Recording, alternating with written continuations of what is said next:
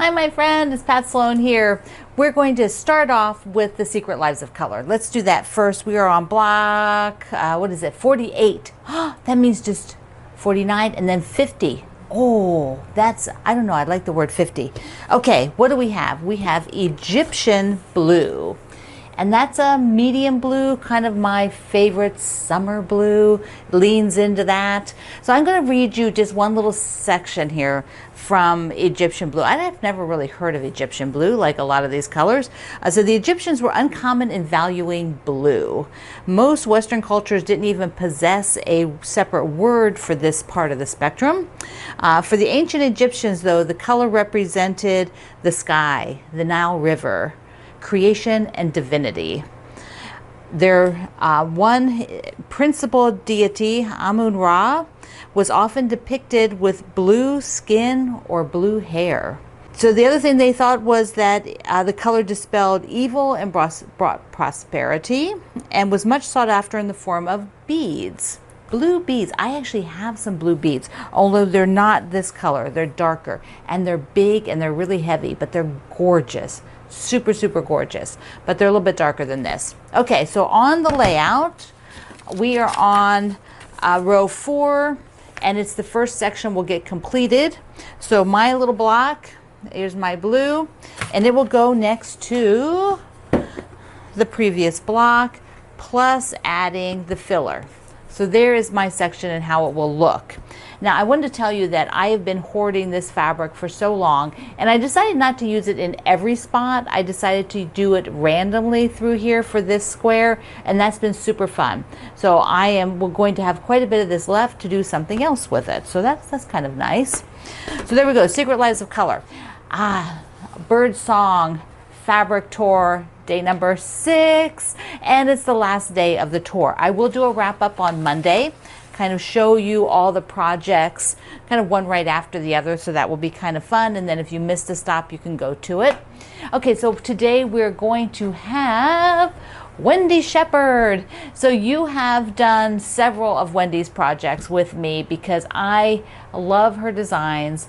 I love that she wants to work with my fabric. When she does the designs, she takes my fabrics and does a lot of projects for digitally so that we can show them to shops on how it looks. She did the elephant quilt and nature walk that we're doing right now. She designed that for my panel. Wendy is a Virginia quilter. She lives in Virginia. She hasn't lived here all her life, but she lives here now and has for quite a few years. So we don't get to see each other that often, but we do want to change that. So when you go there, you're going to see something incredibly cute. So cute. I just want to make it myself. Maybe we'll just go take Wendy's. Wendy, can I just have that? Okay, so and also look around. So Wendy has a lot of free patterns. Check out her site. Follow her on Instagram because she shows quilts all the time. So if you love seeing quilts, you want to follow Wendy. Okay, the other stop today on our last day is Scott Hansen of Blue Nickel Studio. Scott and I just love Scott's humor. I love his creativity. He is bright and exuberant, and you know, Birdsong's not really bright and exuberant, but he is so excited to work with the fabrics. Scott does a lot of different crafts. He's also embroiders a lot.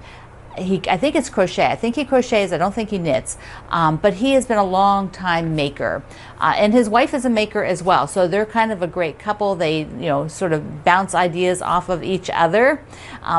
Now, when you go out and visit Scott, he is always doing something super interesting. So you want to follow him. He's also mostly on Instagram, and you can see the types of projects he gets involved with. He was just out teaching at Sisters Oregon. So if you get to that show and you really want to up the ante on your sort of creativity and color power, take a workshop with Scott the next time you can. And I believe he does travel to other places, so you can contact him at his website. So those are the 2 stops. You will have a super good time. And of course, go see anybody else that you missed. The list is all at my website today of everybody, so you want to get in on that and leave comments. Okay, today is also Midnight Moon Day which means we're almost done from the blocks, just the blocks. This week we have 2 more blocks, which are the last 2 blocks to make. Then we go into sashings. So let me show you what I got done last week. Here they are. Ta-da! So excited. Now I didn't do 3 of these. I did not do the big one because the candy corn that's over there, that is my large one for this set of 3. So I used the bonus blocks by not making one of the larger blocks. Couldn't they have done bonus blocks as like easy 3-inch blocks? That would have been good. I'll recommend that next time. So, so these need to hang up here. So I can put them down here. So these go under the candy corn. And so I have all the blocks up here so that we can really see what they look like. We, the royal we, so that I can really see what they look like together. And I have not put them in the order of the picture. I am waiting until I have this week's blocks, which, oh, here's a picture of them. These are the last ones that we have to do. So once I have those done, then I will do another like this where they're stacked together, and I'll make it so that they, there'll be 2 more sets. So I'll get them all organized and I'll do a picture for that. Then I'll lay them out like the layout. So I'm just sort of waiting because I don't know. It takes a lot now to put them all up, and I can't believe that I've kept up. I just cannot believe it. This is a lot, but it's so much fun. It's so much fun to have that sort of mission, and there'll still be several weeks of mission to get all the settings done. Now, if you are doing the letters to Santa, the mystery cross stitch, the next part is out. I have only got this much done of the next part so far. Not much, but here's a picture of it. It is the Santa sign at the North Pole, So I think what I'm going to do is I'm going to outline it with the red and then fill in the word and then fill in the background behind it. So I think that's the approach I'm going to do for this one. It is so cute. This is a pattern that you buy, and it's a mystery, so you'll get all these parts. It came out on Friday, so I show you on Saturday. You would have got your email on Friday for the next part. Now I worked on the border. I worked on looking at the border for Beautiful Morning and what I'm going to do to cut it. And I thought you might like to see my thought process of how I'm going to cut the fabric, because I don't want any seams because I have enough fabric here to cut them without seams. So let's take a look at that. So I wanted to show you my thought process for doing and for cutting the borders of the Beautiful Morning for this small piece. Now the kit that you have, it doesn't have a border, and that's totally fine, but I'm doing the smaller one and I want to do a border because I wanted to bring another color into that. And so you will see I selected green, and there's the top borders and the side borders. So let me just hold it up one second. So it is a rectangle, which means there's 2 ways you can approach this.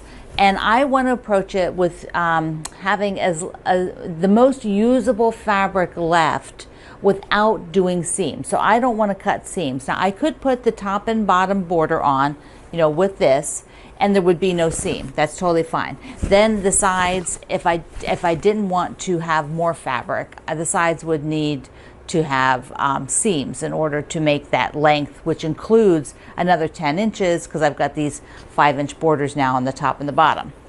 So instead, what I'm going to do is I am going to measure this length and cut it length of fabric, because honestly it is just like this much too short. I took this piece and I need like a 1/2 inch, and I just don't want to put a seam on there because I thought I would show you how this all works, and I kind of have enough of the fabric to work with since it's my fabric. Okay, and so first I will measure whatever this is, and I will just do a rough measure here to show you.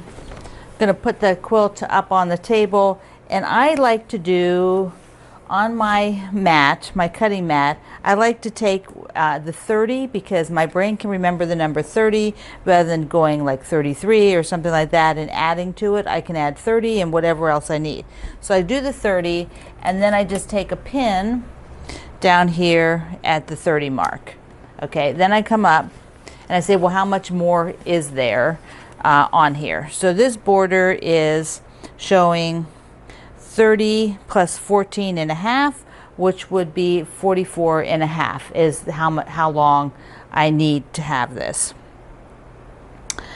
Oh yeah, this I'm just thinking that's crazy. This is, I put it next to it before I put the inner border in, so that's why it almost fit. But I was putting an inner border, so it added more yardage, I mean more length to what I needed. So 44 and a half. Then what I will do is I will take the other side of this, the other long side, and be sure it's the same, because things happen and they don't come out the same, and you want to be sure they're the same. So I will go ahead and check this. And I already did that, so it's 34 and a half. That means if I cut 34 and a half, it will be on both sides.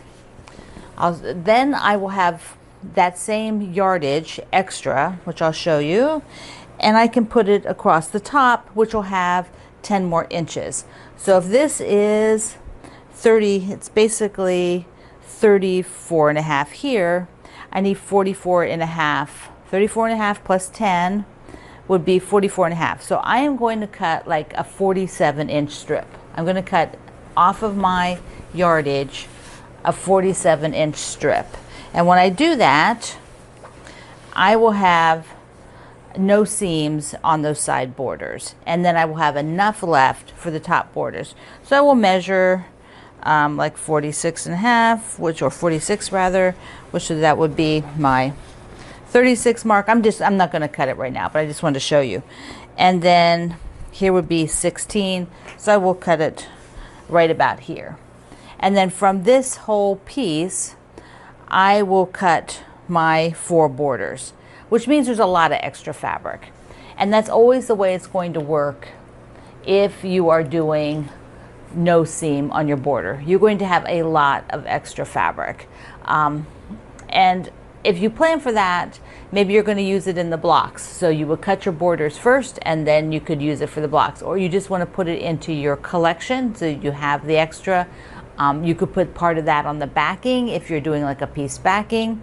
But that gives you, this is how I think through to give me the least amount of, I wouldn't say waste, but it's sort of like the most usable extra piece. Like the extra piece has not got chunks out of it and things like that. Now, if you just want to do off the end of the bolt, off the end of your fabric, you would have to make seams for your sides. So your side borders would both need a couple inches added onto the end to do it with a seam. So I just thought I'd show you that. Sort of my thought process. I'm going to go for using it because I am going to be using Birdsong in the table topper sampler that we're doing. We'll be starting pretty soon. So I will just put that extra in there, and I will use it when I'm making that quilt. So it doesn't go to waste. So now I just have to go ahead and cut it. That is my thought process to get myself organized for how will I approach it, because I don't want any seams, which if you did seams, you just have them on the side and be fine. Okay, I also went out and grabbed some of your letters from home, the summer camp blocks. So let's take a look at those. I love Angora's block with the sort of plaid that has the flowers on it and the sailboat in the middle. That just feels like summer camp. Okay, Bobby, who is one of our ambassadors, this is her summer camp block, and she said that she really enjoyed giving out the mail as a counselor because it was chaotic but so fun. Christine's is wonderful with mail fabric in the middle, letters with stamps. I think I have that fabric somewhere. I have to look around. Claudia's got some pink flamingos in hers. Isn't that darling? And the sort of, I like the leaves. So cute. Colleen says she remembers she and her sister were, I think she said, helping her aunt and uncle one summer, and her dad wrote them a letter while they were away helping. And the one thing she remembers that he's talked about going to see the new movie MASH, and that it really wasn't appropriate for young women. Diane has put some fishies in hers. So cute with all the blue fabrics. That is just perfect. Joan has got this gorgeous gray and yellows with the moss. I just really like how that looks. Leah is She's got music fabric, and she's got some sort of like house and numbers in the middle. And what she said is that she went to Air Cadet Camp, and the care packages coming were totally thrilling. She said it was a thrilling time. I think we all like that part. But she said also not all the cookies traveled well. They must have got cookie crumbs sometimes. Marguerite went over the top, just over the top. She has got a letter she wrote in the middle. Isn't that fabulous? Swimming in the lake, the sail, firecrackers, fire starters, telescopes. Oh, so cute, Marguerite. Patty is sailing away on a hot air balloon in the middle. That is just gorgeous. Love it. Paula also found a lot of text print. She said she's doing everything very literal. So she's out looking for fabric, and this is all the letter fabric that she could find the day she went to the store. And there's Snoopy in the middle with a bunch of letters. So cute. Sandy's said that it was so thrilling to have your name called on the mail call. And I agree. You know then that you got something. Your name was called. Stormy's is just gorgeous with that tree fabric in the middle. I really like that. And we'll wrap it up with Farone's that has sweet little birds, which she matched the colors to them. And you can see more over at our community page, Quilt Along with Pat Sloan at Facebook. Your blocks are just so amazing each week. It is so much fun to see, and so I hope you keep sharing them and sharing some stories that go along with them when you do share your block. Now on the calendar today, and I don't remember why I had it, so we're just going to have fun with it. I had share a postage stamp quilt.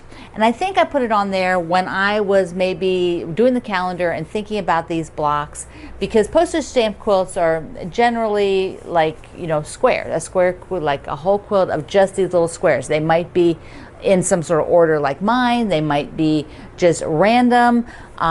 They're not necessarily, I don't think a postage stamp quilt and a charm quilt, they're sort of two different things, because a charm quilt is one where every fabric is different. A charm quilt would be every fabric is different, and it can be any kind of shape.